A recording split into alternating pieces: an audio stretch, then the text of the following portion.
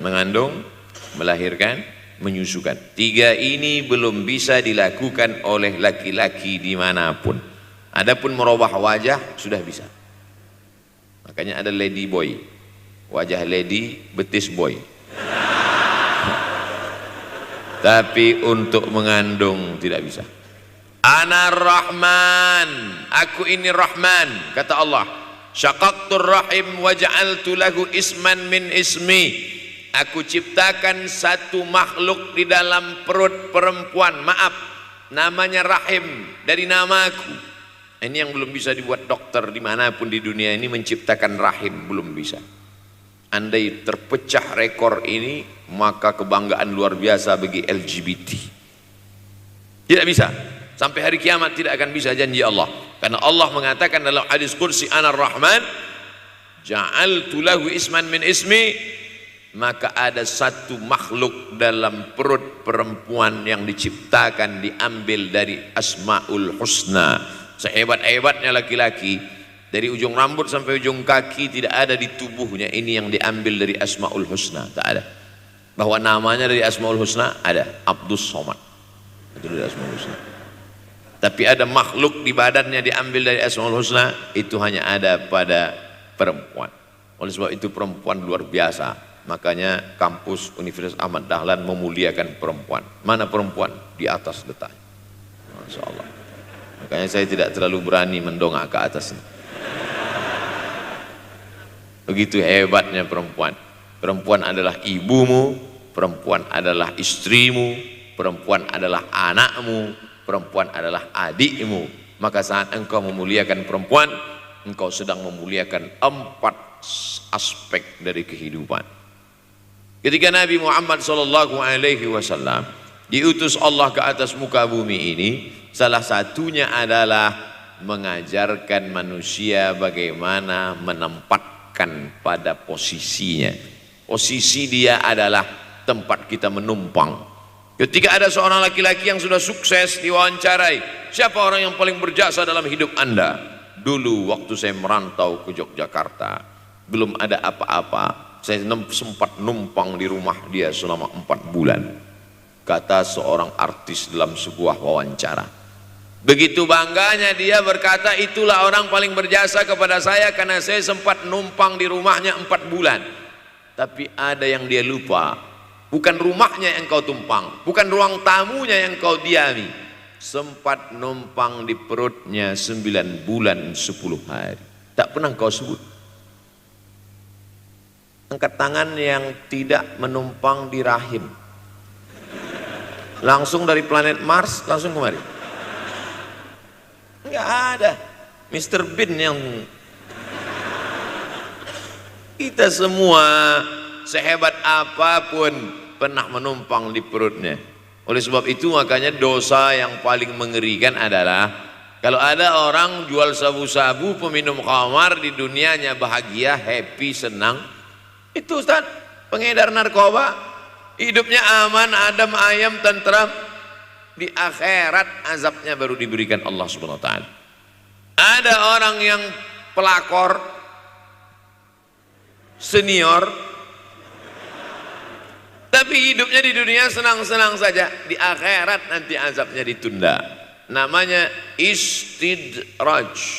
Istidraj diambil dari kata daraja, tertunda. Azab yang tertunda, sudah jadi judul sinetron.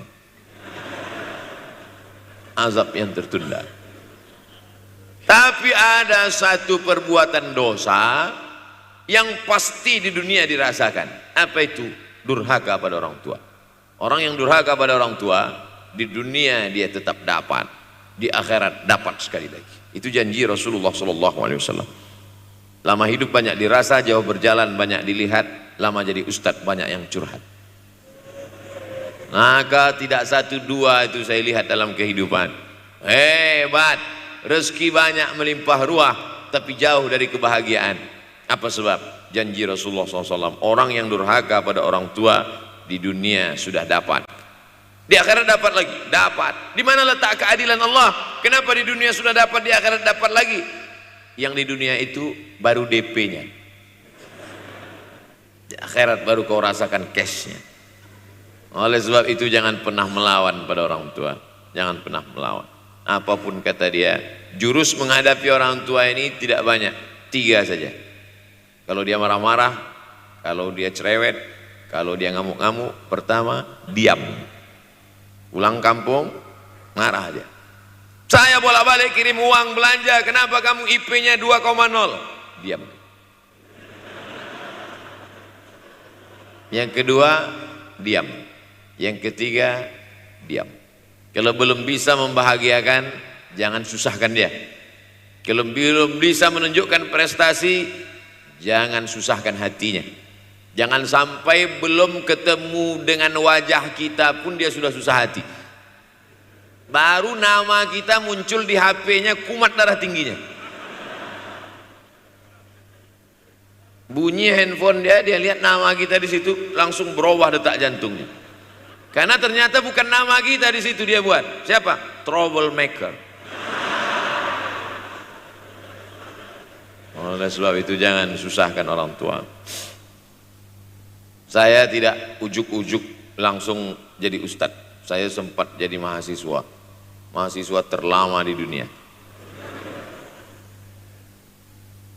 Saya kuliah di Mesir tahun 1998 sampai 2002. 4 September 1998 menginjakkan kaki di Kairo. November pulang tahun 2002. Tidak pernah sekalipun saya menyusahkan orang tua saya. Tak pernah saya minta uang pada mereka. Sampai almarhumah emak saya bertanya, kau makan apa di sana? Makan nasi, saya bilang. Dari mana dapat uang? Beasiswa saya cukup, mak. 162 pon. 50 untuk makan, 50 untuk rumah, tinggal 62, 20 dibagi lagi untuk ongkos, 20 untuk buku, 20 disimpan, mana tahu demam sakit nggak ada uang. Sampai pulang. Sampai akhirnya dia kasih tanya, gimana caranya ngirim uang supaya nanti di akhirat kalau Allah bertanya, pernah nggak ngirim uang? Pernah. Ya, saya tak mau menyusahkan. Saya menganggap kalau nanti saya minta hatinya susah, kalau nanti saya banyak minta saya tak bisa balas, maka saya bukan berarti mengajak adik-adik tidak minta uang. Saya paham tak semuanya dapat beasiswa, artinya minta. Cuman kalau minta ya pulang nanti sampaikan ke orang tua, saya sudah dengar ceramah Ustaz Somad maka saya tidak minta lagi, mah tidak. Tapi tolong dirapel setahun sekali aja. Kalau mau merasakan bagaimana sayang mereka, coba hilangkan sayangnya itu agak 1 bulan, 2 bulan, 3 bulan, itu baru terasa. Karena sifat manusia ini kalau sudah tidak ada baru terasa. Judul lagu Roma. Kalau dia masih ada di depan mata kita, masih dekat dengan kita, kita merasa dia biasa-biasa saja. Tapi kalau dia sudah tidak lagi ada, itu barulah. Oleh sebab itu coba kalau mau merasakan, kasih tahu dia, papa, mama, untuk biaya kuliah saya 1 semester ini tolong jangan kasih dulu. Saya mau jual koran dulu. Saya mau kerja di Dorsmir dulu. Saya mau kerja loper dulu. Saya mau susah-susah dulu. Nah, ketika saat kita tahu susahnya itu, tetes peluh keringat, air mata, di situ baru kita tahu, oh ternyata perjuangan mereka ini luar biasa. Saya tidak bicara ceramah saja, tapi dalam kehidupan saya pribadi dulu saya laksanakan, saya pernah buat, saya pernah kerjakan. Tapi tidak saya rencanakan itu, saya harus begini, tidak. Memang bagian dari takdir hidup. Mungkin tidak minta uang itu karena jauh ke Mesir. Kalau seandainya dekat, sering juga minta.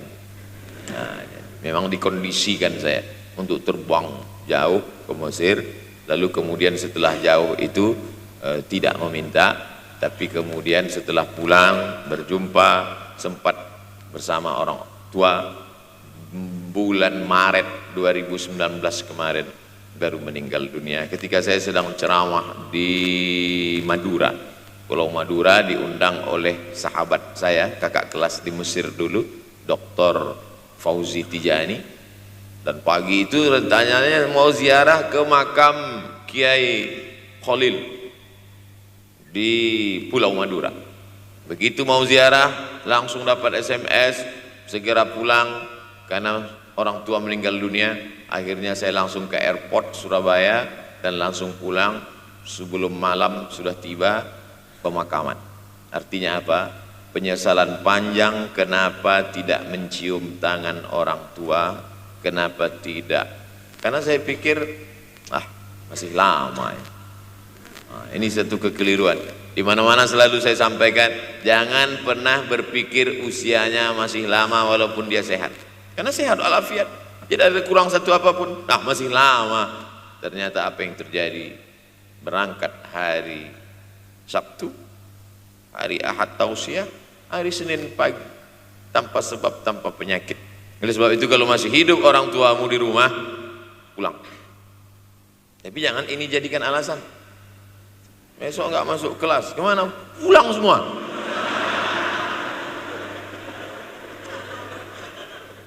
Pulang sesuai dengan kondisi, situasi dan keadaan. Pulang. Kalau masih bisa membahagiakan dia apa makanan kesukaannya, belikan. Suka makan apa dia? Belikan. Itu yang dia inginkan. Andai kita gendong dia dari Yogyakarta berangkat ke kota Makkah, sampai di Makkah tawaf 7 putaran, dari Safa ke Marwah, pulang lagi ke Jogja, belum tentu dapat membayar sekali teriakan dia saat mengeluarkan kita ke alam dunia. Jadi banyak orang terlalu membanggakan. Saya sudah banggakan dia Pak Ustaz, saya sudah bayarkan ONH-nya. Berapa? Baru DP-nya. Sudah merasa berbakti kepada orang tua? Belum. Makanya digunakan kata birrul walidain. Kenapa Allah tidak menggunakan kata husnul walidain? Hasan baik, jayyid baik, thayyib baik, khair baik. Tapi yang dipakai birrul walidain. Hanya satu-satunya kata untuk orang tua dipakai birrul walidain. Karena kata birru adalah sifat Allah SWT. Makanya di antara Asmaul Husna ada Al-Barrut Tawwab. Allah yang punya sifat itu. Maka kita diharapkan berakhlak seperti akhlak Allah Subhanahu wa taala. Addabani Rabbi fa ahsana ta'dibi. Allah mendidik aku menjadi beradab sehingga adabku penuh. Allah Subhanahu wa taala tidak ada puji Nabi Muhammad SAW. Hai Muhammad yang sholat tahajudnya sampai kakinya bengkak. Hai Muhammad yang hajinya tidak ada.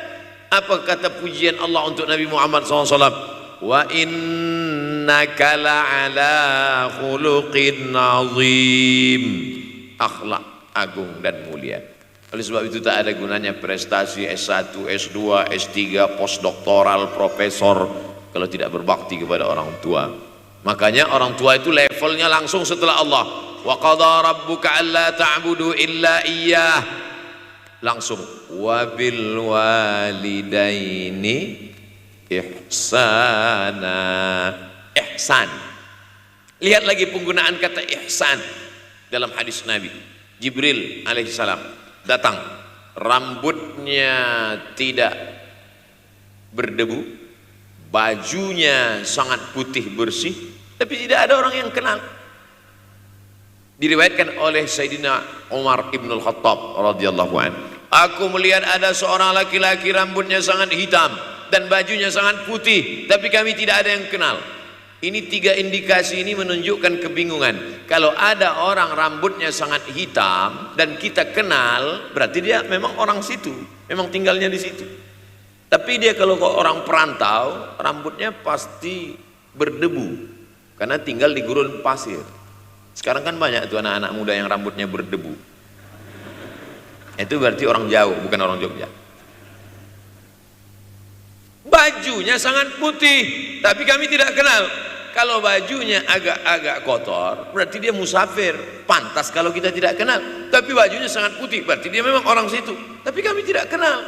Kata Umar bin Khattab, rambutnya sangat hitam, bajunya sangat putih, tapi kami tidak kenal. Dan dia duduk berhadap-hadapan dengan Nabi, lututnya dekat dengan lutut Nabi. Tapi kami tidak kenal. Dia bertanya tentang iman, dia bertanya tentang Islam, dia bertanya tentang ihsan.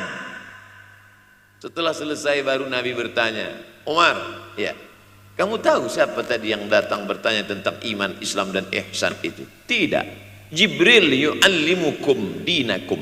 Tadi yang datang itu adalah Jibril alaihissalam. Orang selevel Umar bin Khattab tidak kenal Jibril. Ada orang Indonesia baru ketemu Jibril.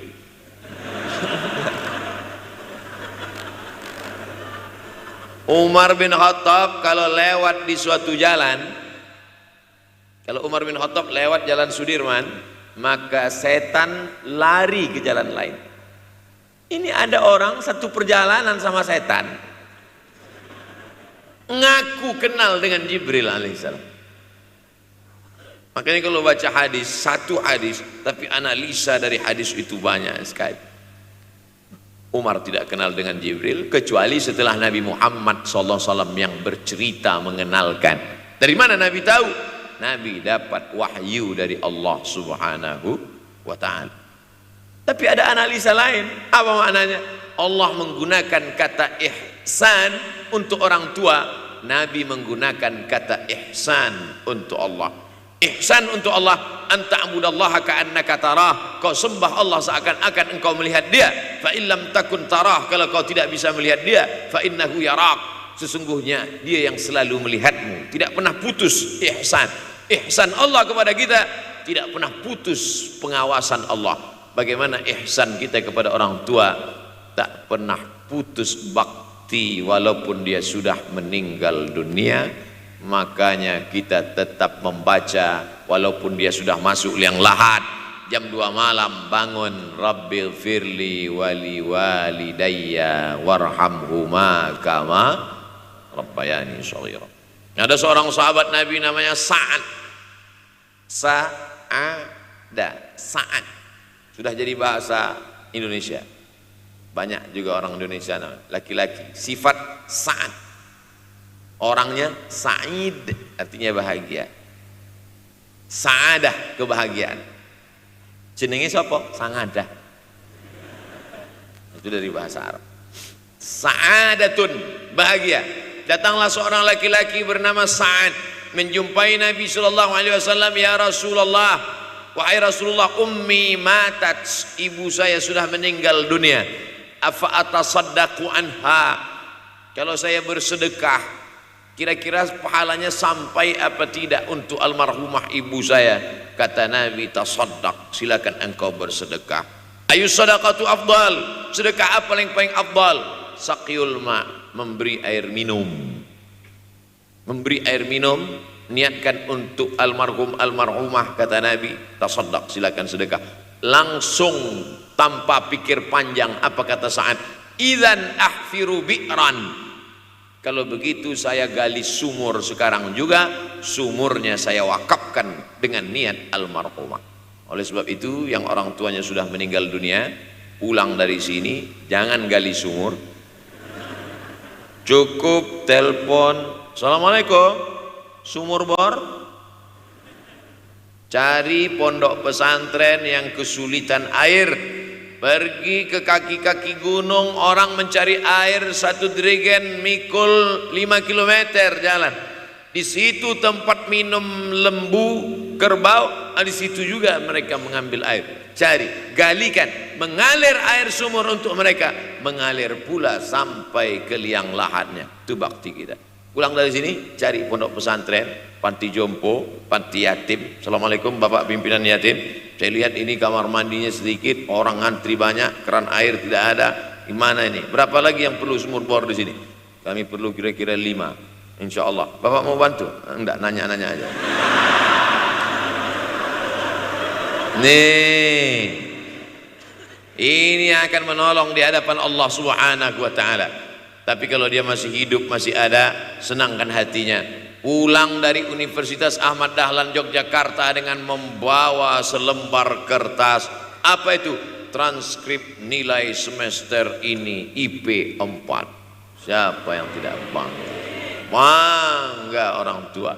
Saya pulang dari Mesir, saya bawa ijazah LC. Satu lagi ijazah dari Maroko, MA. Ini mak, ijazah LCMA. Tapi saya lihat dia nampaknya tak bahagia. Karena dia dulu waktu saya kecil nyuruh saya, kamu mesti doktorandus. Itulah cita-cita ya dia yang tidak sampai. Saya mesti doktorandus. Di mana mau mencari titel doktorandus sekarang? LCMA. Saya bilang, mak, ini LCMA ini lebih hebat dari doktorandus. Artinya apa? Bahwa menyenangkan hati orang tua itu ketika hati dia terbuka, bahagia, disitulah pintu-pintu rezeki itu terbuka. Turun barokah-barokah itu. Buah kalau matang itu dijolok, jatuh. Dan menjatuhkan rahmat Allah itu, membuka pintu-pintu langit, mengetuk pintu-pintu rahmat dan ridha Allah dengan ridha orang tua. Makanya kata Nabi, ridha Allah fi ridhal walidain. Kalau Allah ridha, maka semua yang kau mau dia berikan. Orang kalau sudah ridha itu artinya senang. Orang kalau sudah senang, semua dia kasih. Apa yang ada di tangannya itu dia berikan. Tadi malam sampai di hotel, datang seorang jamaah, buka cincinnya, cincin paling dia sayang, dia kasih ke saya. Laki-laki. Nah nih Ustaz Somad, ambil. Duduk saya tadi, duduk, datang anak muda, dia lihat saya tak pakai sorban, dikasihnya sorban. Cuman akadnya belum jelas apa ngasih atau pinjam, Allah. Ini saya penjelasan. Orang kalau sudah senang hatinya, semua dia kasih. Begitulah orang kalau sudah dapat ridha Allah Subhanahu wa taala. Kita baru berharap dapat ridha Allah. Makanya habis salat subuh selalu diajarkan raditu billahi rabba. Aku ridha engkau sebagai Rabbku ya Allah. Apakah Allah ridha terhadap kita? STJ, status tak jelas. Cara mendapatkan ridha Allah, pancing dengan ridha orang tua, senangkan hatinya, terbuka pintu rezeki. Makanya sulit hidup kita, sempit. Dari kerut kening kita udah kelihatan. Kenapa? Karena tidak ada ridha Allah, akibat tidak pernah menyenangkan hati orang tua. Senangkan orang tuamu, jadikan dia seperti raja, maka rezekimu akan melimpah seperti rezeki raja-raja. Bukan hadis Nabi, dapat saya dari grup WhatsApp. Senangkan saja hatinya, apa yang dia mau beri, tapi dengan cara yang halal. Nah, ini harus dalam kurung, syarat dan ketentuan berlaku. Jangan gara-gara ceramah ini nanti pulang kalian ke rumah, papa, mama, ini ada mobil, ini ada rumah, ini berangkat pergi haji. Wow, orang tua senang, 2 bulan masuk KPK. Innallaha thayyibun, Allah maha suci, la yaqbalu illa thayyiban. Allah tidak menerima kecuali yang suci-suci saja. Wa anfiqu, berinfaklah. Wa anfiqu, bersedekahlah. Wa anfiqu, berwakaflah. Wa anfiqu, berzakatlah. Min thayyibat, yang baik-baik. Yang tidak baik tidak diterima Allah Subhanahu wa taala. Kamu lagi ngapain? Nyuci. Lagi ngapain? Nyuci. Pakai air apa? Air kencing. Begitu kata Syekh Abdul Wahab Asy-Sya'rani dalam kitabnya Tanbihul Mughtarrin. Tanbih, peringatan. Mughtarrin, pada orang yang tertipu, menyangka sedang berbuat baik padahal sebenarnya tidak baik. Itu yang disindir Allah dalam Al-Quran. Wa yahsabuna annahum yuhsinuna sun'a. Mereka menyangka sedang berbuat baik. Ini juga tidak betul. Niatnya sudah baik, membahagiakan orang tua, tapi caranya tak betul. Mama, papa, alhamdulillah kuliah saya sudah selesai, ini skripsi saya.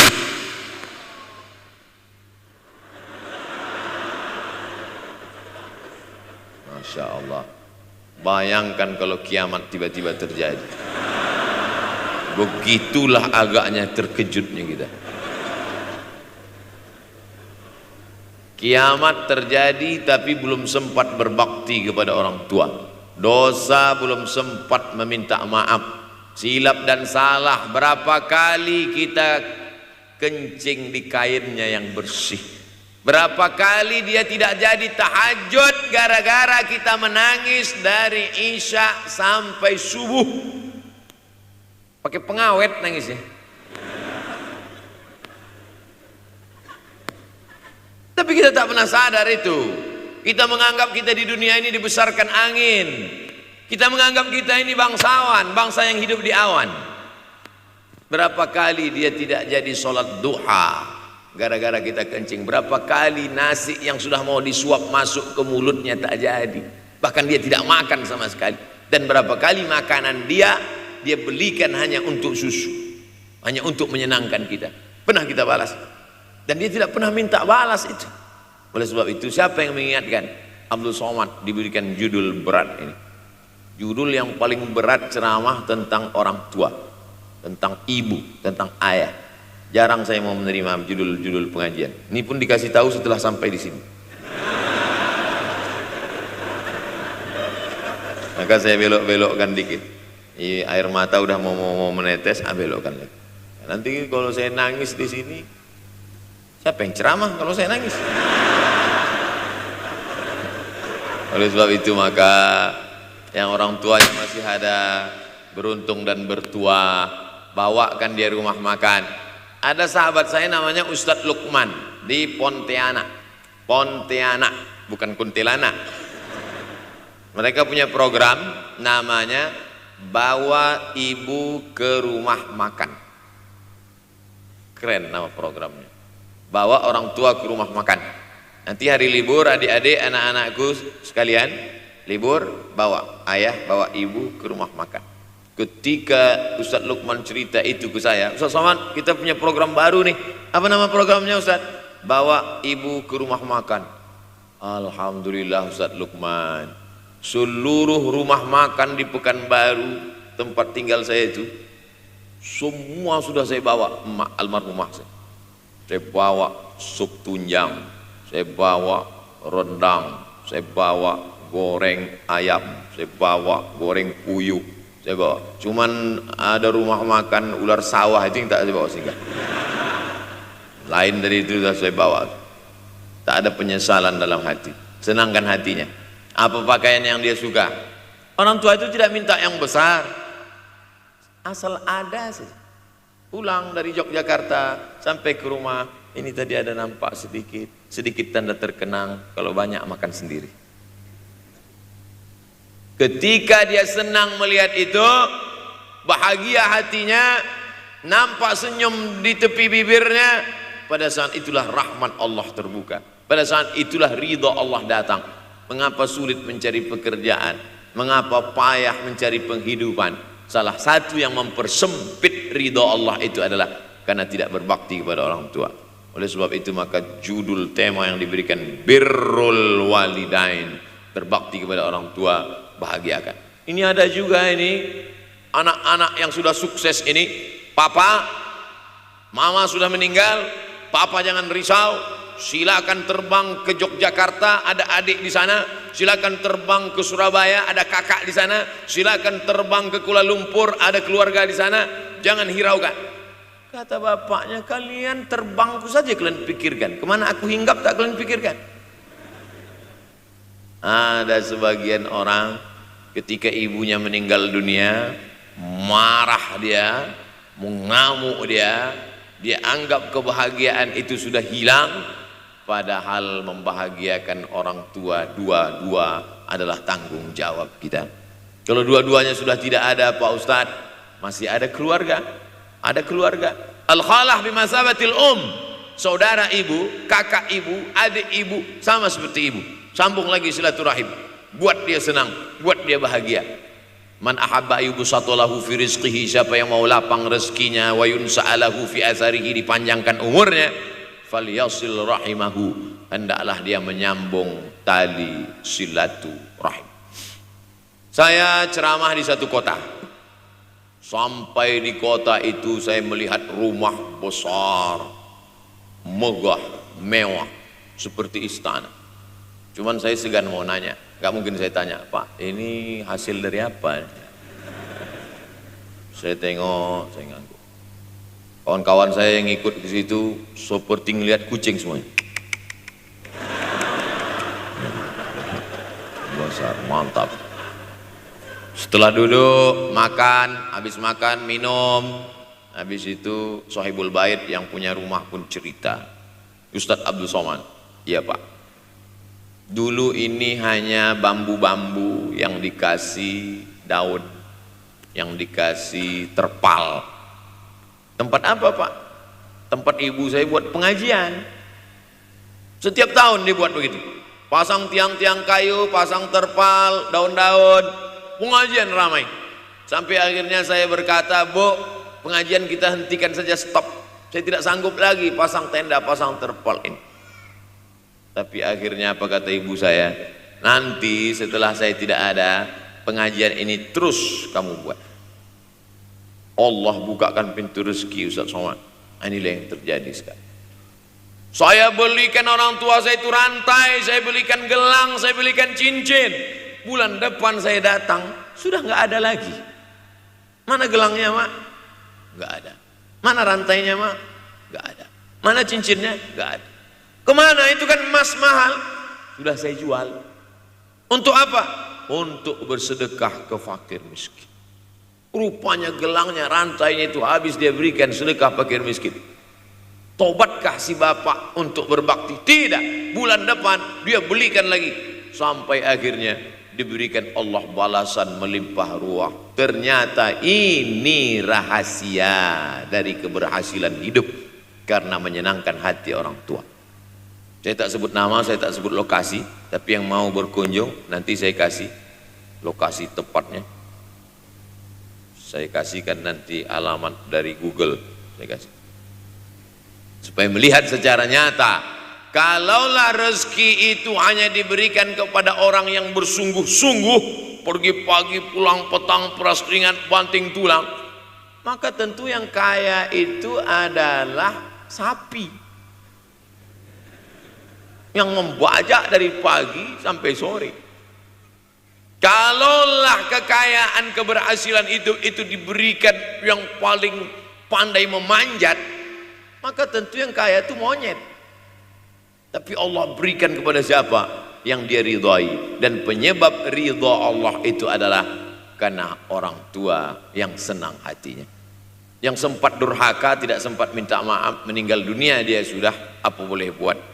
Kau sudah booking seat di neraka. Yang sudah sempat durhaka, tidak sempat minta maaf, meninggal dunia gara-gara dia pecandu narkoba, pemabuk, pezina, mati. Orang tua dalam keadaan susah. Berapa kali saya ketemu ibu-ibu selesai pengajian, pergi saya ke tempat parkir, ibu tua 70 tahun menangis. Ibu nangis kenapa Bu? Anak saya Pak Ustadz. Kenapa dia? Disuruhnya saya jual tanah. Mama jual tanah. Untuk apa mama megang tanah, udah tua aja pun jual.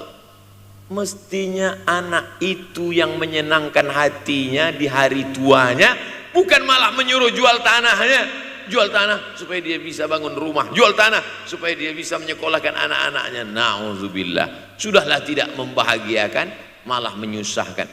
Ustaz, anak saya nyuruh saya jual tanah saya supaya dia senang, supaya dia dapat duit. Gimana nih Pak Ustaz? Mungkin si ibu berharap saya menjawab, ibu sabar aja ya Bu, sabar ya. Ibu salah tanya Bu, kalau mau sabar cari ustadz lain, ada spesialis sabar, bukan saya. Begitu dia kasih tahu, anak saya maksa saya jual tanah saya, Pak Ustadz gimana? Mana alamat rumah anaknya? Mana? Saya mau datang. Mana? Anak durhaka, neraka jahanam tempat kau.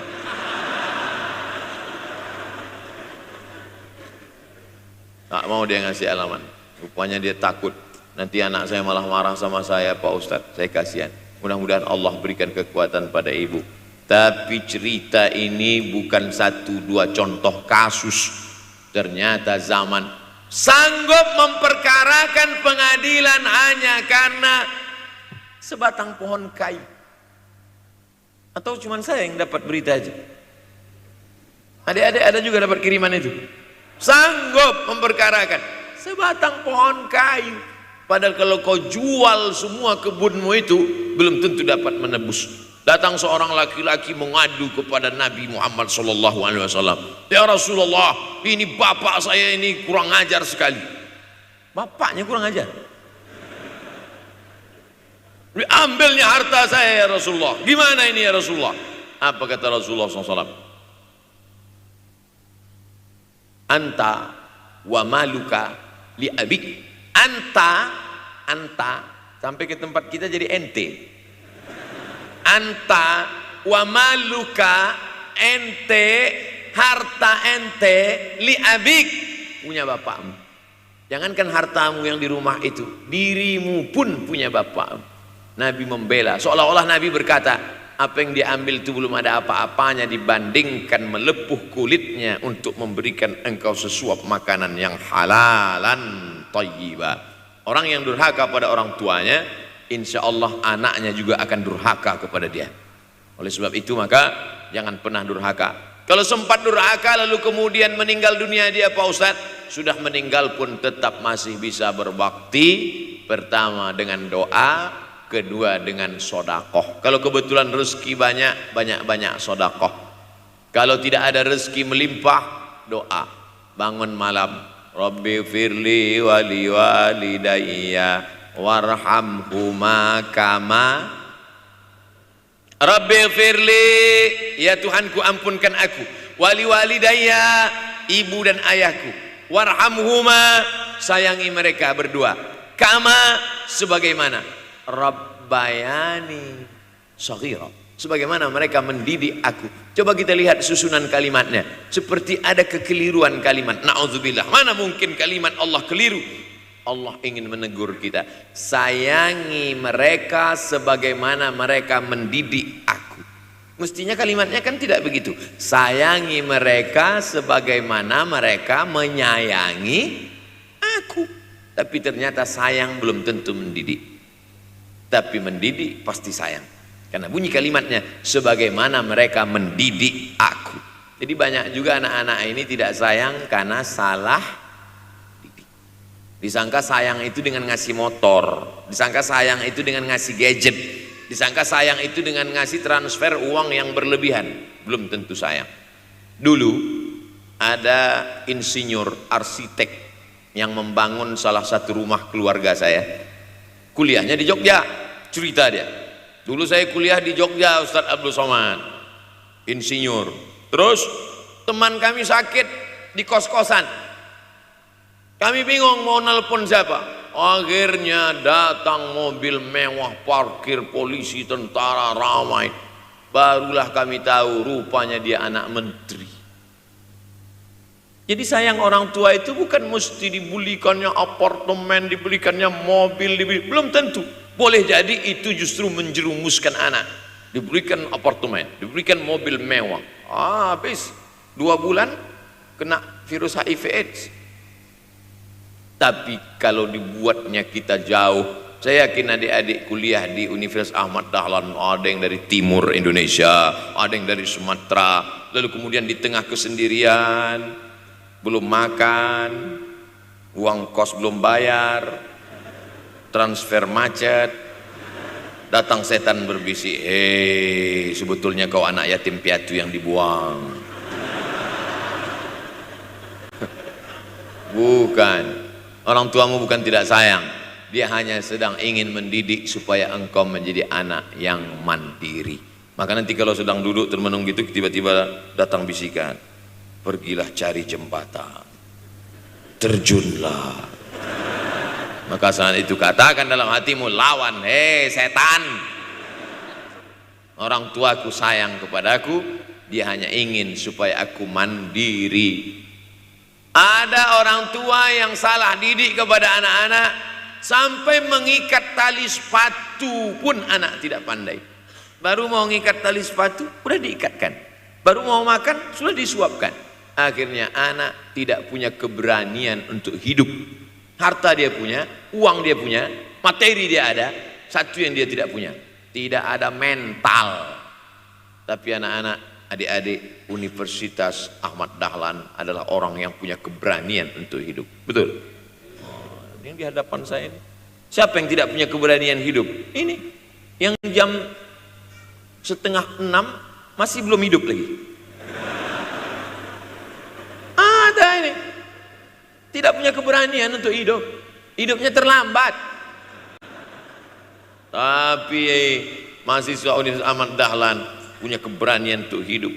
Bahkan mungkin dia lebih dulu hidup daripada saya. Lebih dulu bangun dia tadi. Alhamdulillahillazi ahyana ba'da ma amatana wa ilaihin nusyur. Tengok jam. Oh, rupanya masih jam 1. Tidur lagi. Saudaraku yang dimuliakan Allah Subhanahu wa taala. Maka my life, my adventure. Hidup saya adalah petualangan saya. Ini yang mau kita harapkan, berani menghadapi tantangan. Ada orang yang menganggap hidup ini ya simpel-simpel aja lah Pak Ustadz. Tapi ada orang ingin hidup ini penuh dengan perjuangan. Sama seperti makanan. Ada orang simpel aja, nasi, kecap, telur rebus, dah cukup.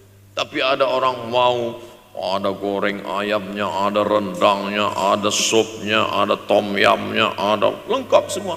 Begitu juga hidup ini. Ada orang yang simpel aja, ambil goreng ikan, makan.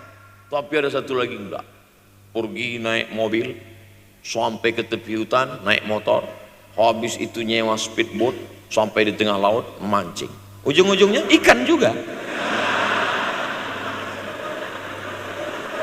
Yang dia nikmati bukan ikannya, tapi yang dia nikmati adalah proses untuk mendapatkan ikannya.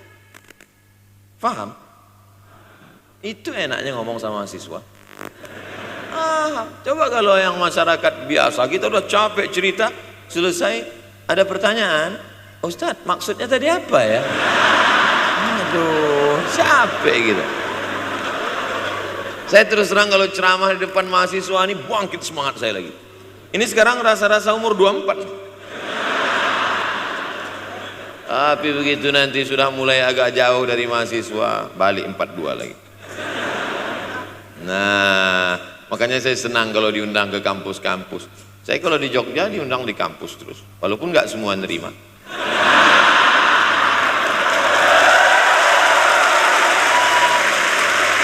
Saudaraku yang dimuliakan Allah Subhanahu wa taala, maka kita harus sering-sering bersama. Apa ini takbir? Takbir itu ngusir setan.